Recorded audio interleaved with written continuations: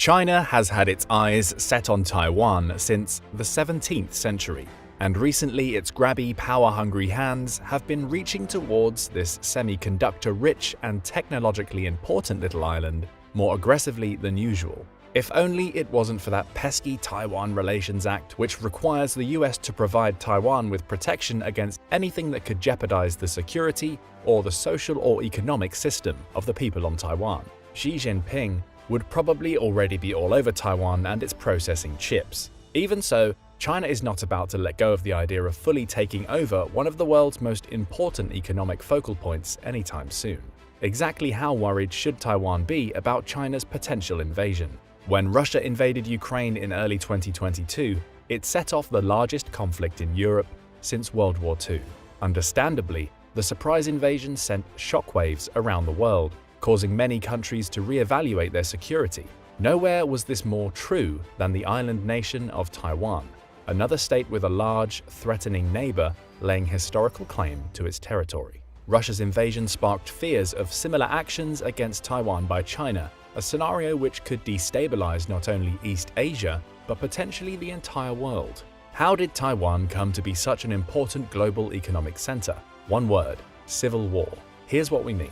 As with Russia and Ukraine, the shared history of Taiwan and China goes back hundreds of years. Throughout the 16th century, the Chinese gradually gained influence and control over the island, then known as Formosa through intermarriage and trade.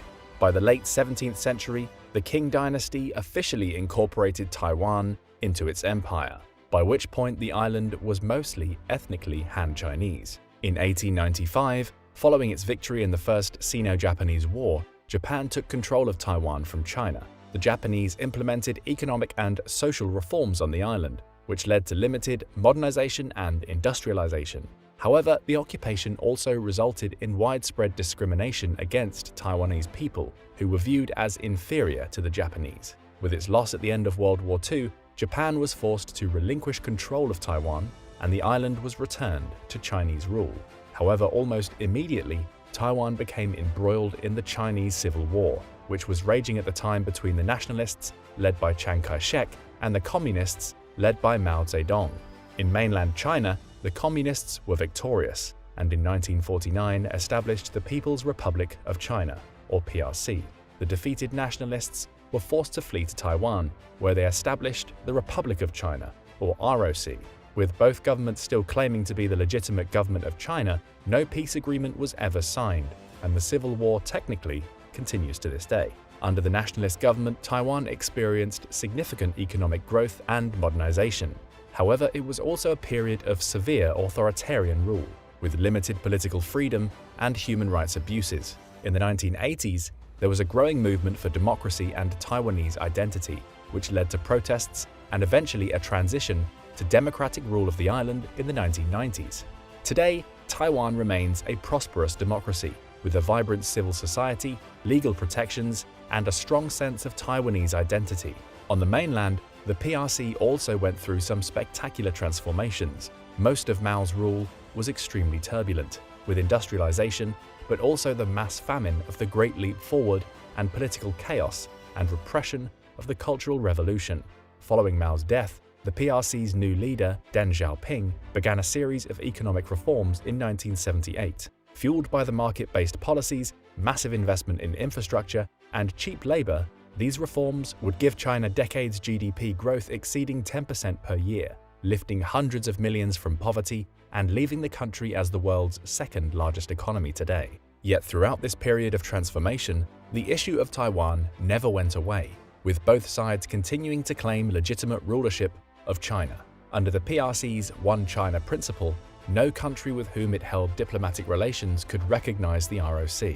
For much of the Cold War, most governments continued to recognize the ROC, keeping the Chinese Communist Party relatively isolated.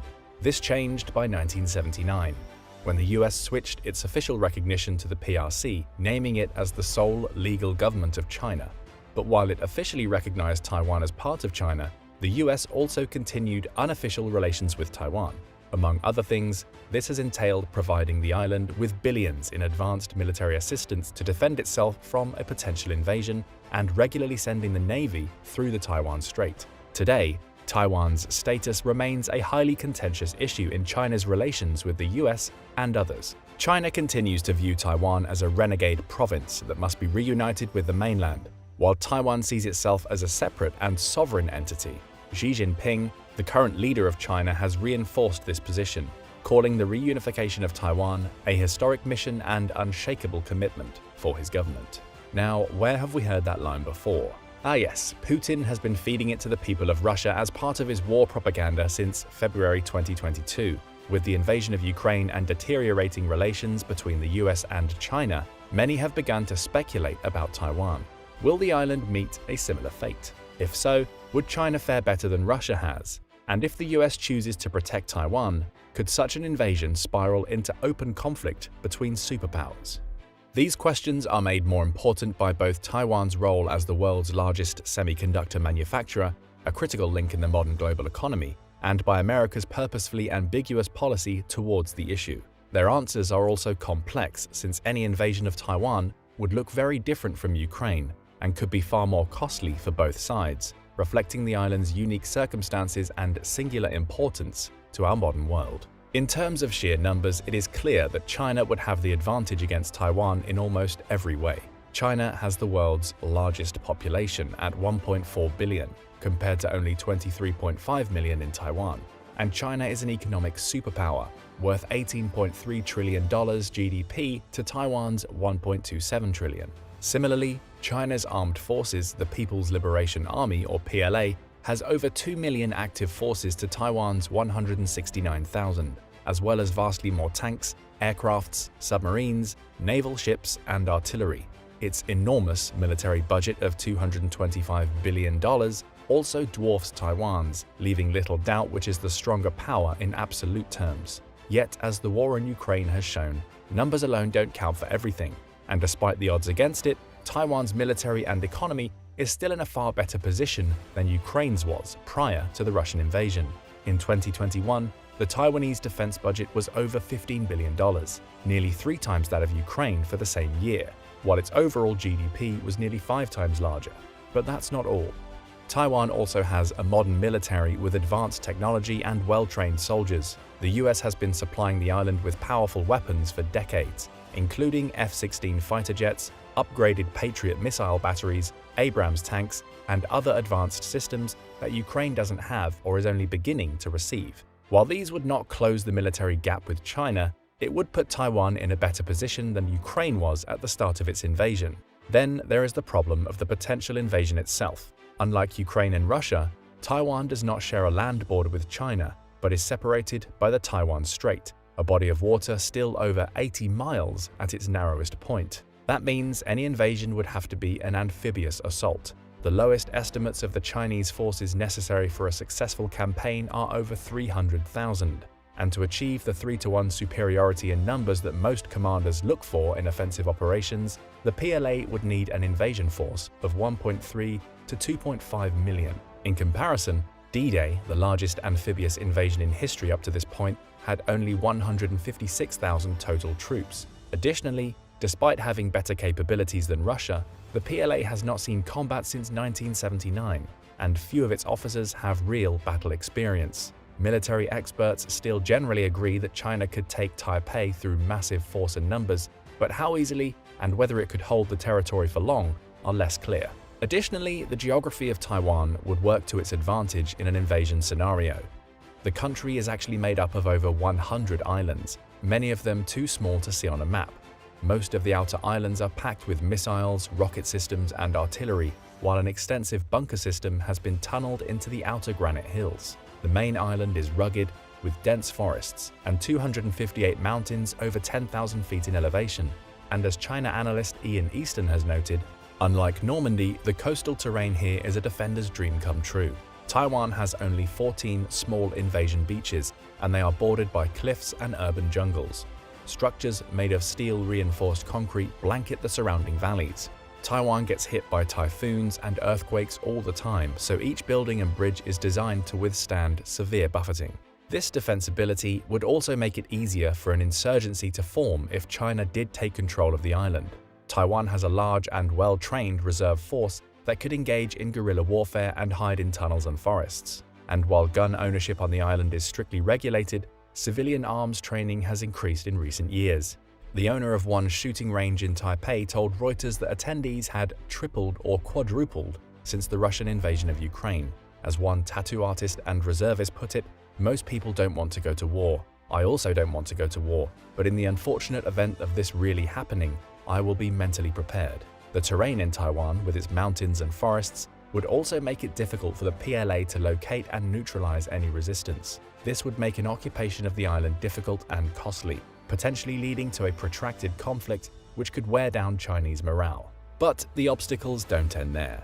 Another difficulty China would face in an invasion is international support for Taiwan. While Taiwan only has official relations with 13 other countries due to the PRC's international pressure, it maintains strong unofficial relations with the US, Japan, and other powerful states. The question of whether the US would aid Taiwan against an invasion has long been a critical question. Since it began relations with the PRC, the United States has maintained a position of strategic ambiguity, purposefully not making clear whether it would respond to an attack on Taiwan.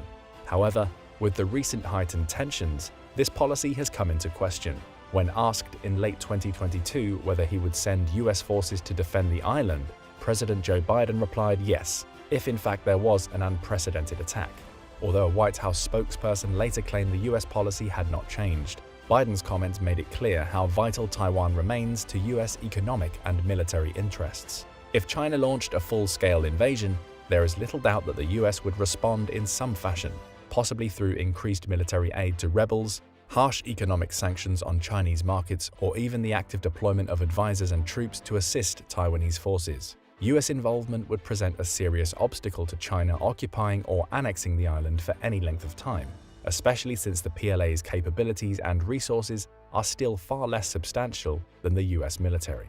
And with Taiwan in chaos, both China and the US would have difficulty supplying their military-industrial complexes. This points to another major difficulty China would face in invading Taiwan: the profound disruption it would cause to the world economy. While the invasion of Ukraine created chaos in energy markets and supply chains around the world, a Chinese invasion of Taiwan would cause far greater damage, pointing to just how important the island is to the modern world. This is primarily due to semiconductors, which are necessary for nearly all modern electronics, from smartphones to GPS to fighter jets and missile systems.